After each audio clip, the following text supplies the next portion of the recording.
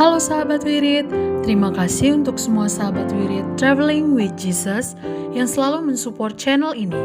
Hari ini, Sabtu 29 Januari 2022, hari biasa, pekan biasa ketiga.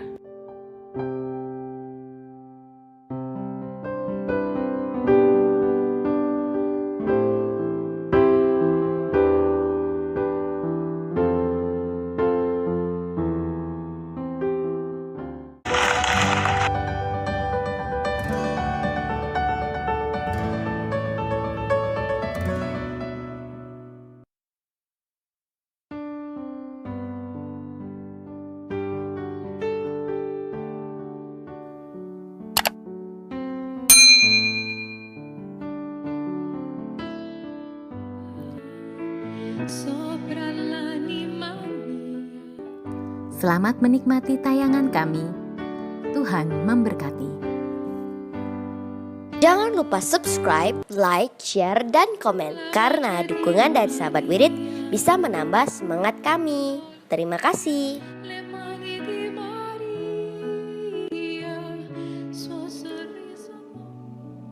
Demi nama Bapa dan Putra dan Roh Kudus. Amin.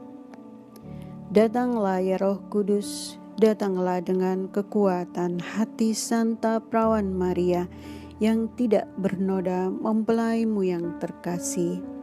Datanglah, bimbinglah kami, hiburlah kami.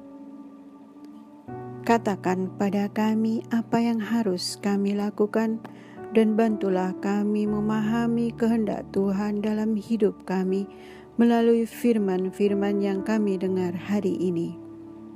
Amin.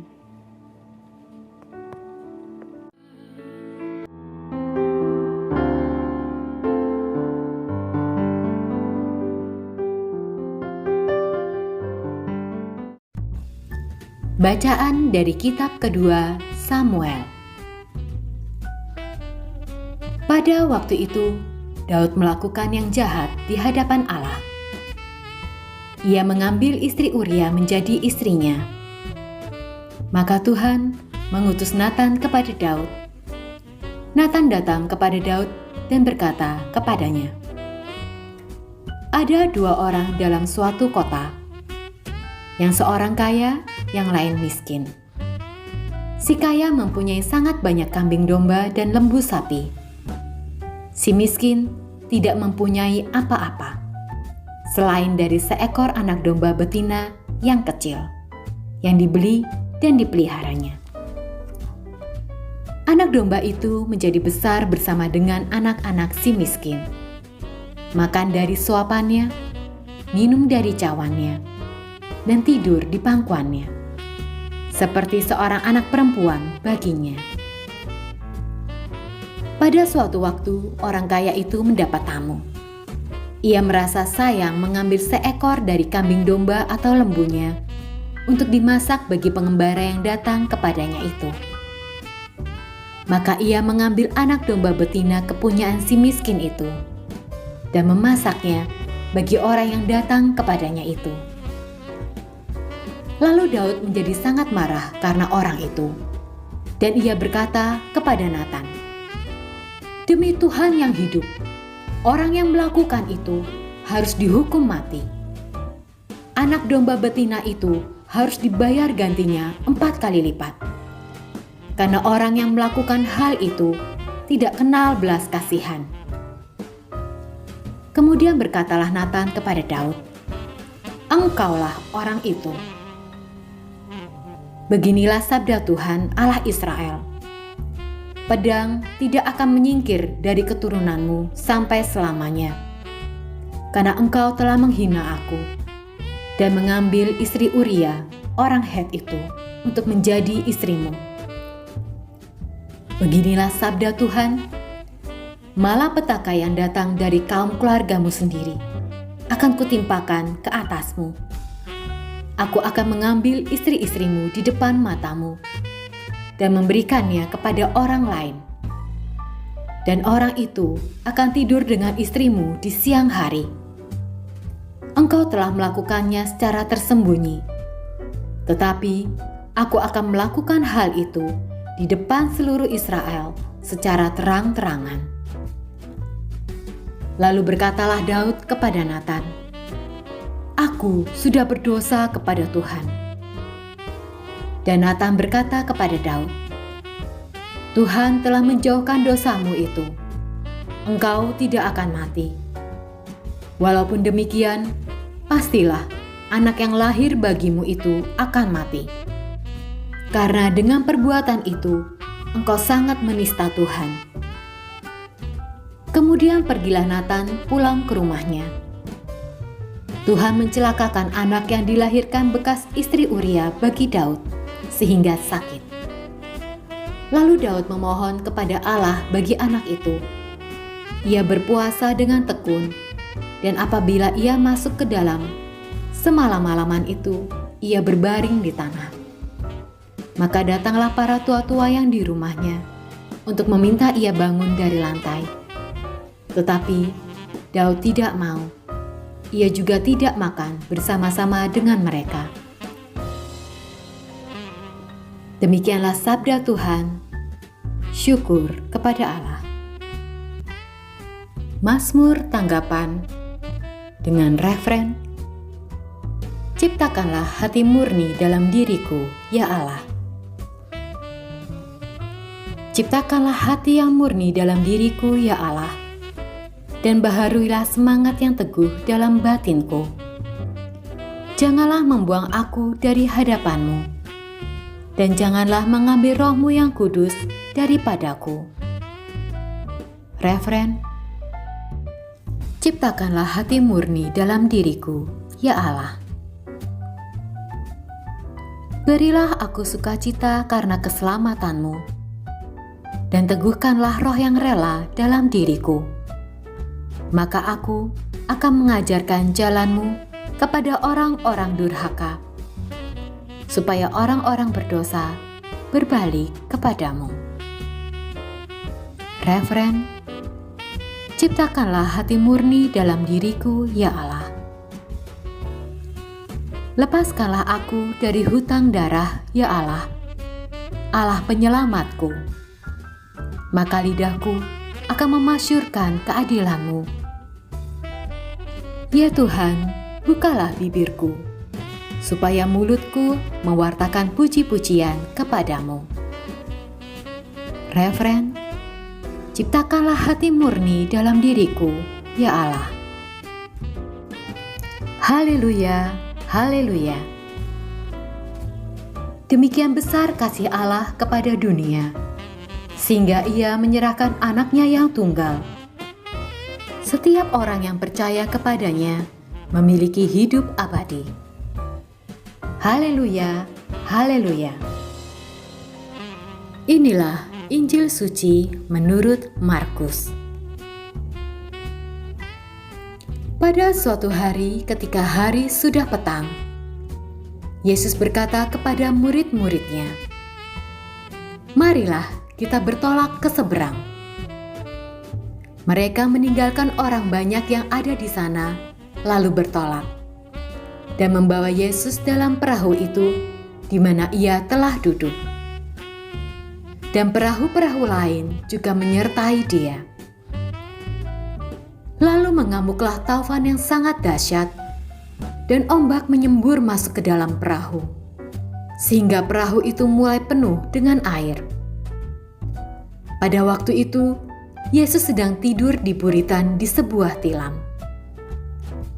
Maka murid-murid membangunkan Yesus dan berkata kepadanya, "Guru, engkau tidak peduli kalau kita binasa?" Yesus pun bangun, menghardik angin itu, dan berkata kepada danau, "Diam, tenanglah." Lalu angin itu reda, dan danau pun menjadi teduh sekali. Lalu Yesus berkata kepada murid-muridnya, "Mengapa kamu begitu takut? Mengapa kamu tidak percaya?" Mereka menjadi sangat takut dan berkata seorang kepada yang lain, "Siapa gerangan orang ini? Angin dan danau pun taat kepadanya." Demikianlah sabda Tuhan. Terpujilah Kristus.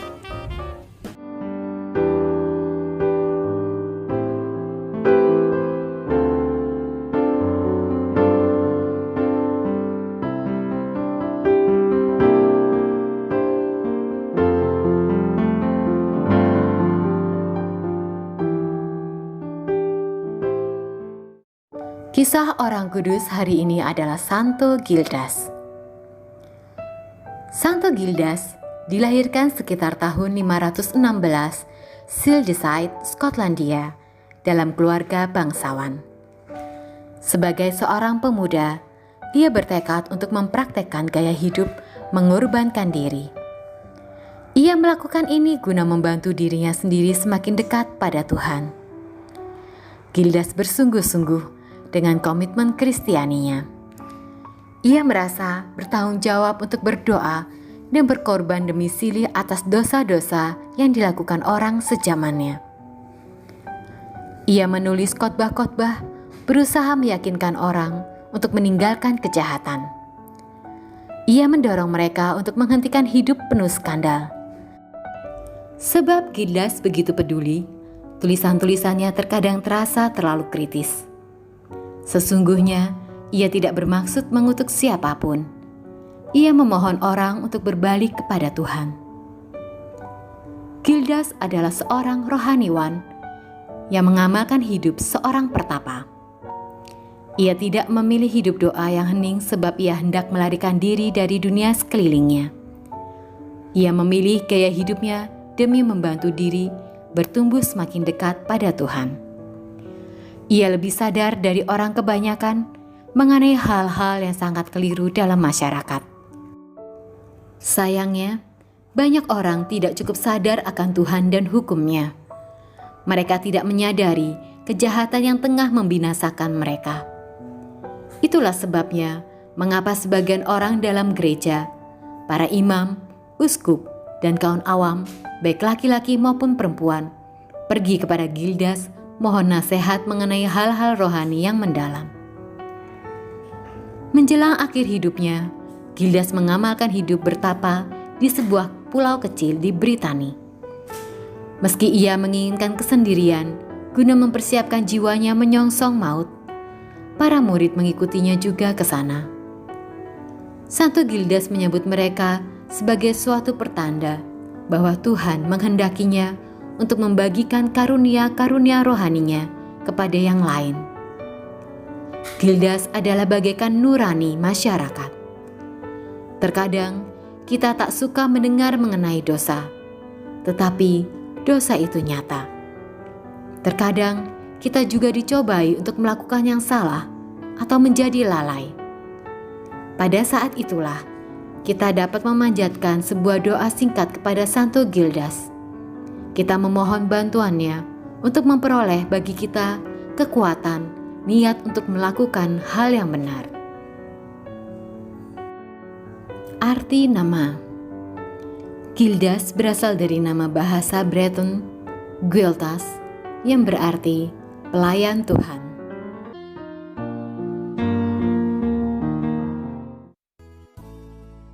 Semoga melalui pengorbanan Yesus di kayu salib dan doa-doa Bunda Maria, kita semua dibebaskan dari kutukan, dipenuhi dengan sukacita, cinta, dan memperoleh berkat Abraham yang Tuhan berkati dalam segala hal, peninggian, kesehatan, kemampuan untuk bertahan dalam penderitaan dan tetap berbuah, kesejahteraan, kemenangan, rendah hati, dan perkenanan Tuhan. Amin. Saudara-saudari, para sahabat Wirid Traveling with Jesus, marilah kita memohon berkat Tuhan untuk kita semua. Tuhan sertamu dan sertamu juga. Semoga saudara-saudari, sanak keluargamu, usaha-usaha, pekerjaan-pekerjaan, kesehatan, dan imanmu senantiasa dilindungi dan diberkati oleh Allah yang Maha Kuasa, Bapa, Putra, dan Roh Kudus. Semoga Tuhan selalu menyertai kita. Syukur kepada Allah. Amin. Demikian bacaan hari ini. Terima kasih sudah menonton. Jangan lupa subscribe, like kami di Facebook, dan follow kami di Instagram. We Read Traveling with Jesus. Sampai jumpa lagi di video selanjutnya.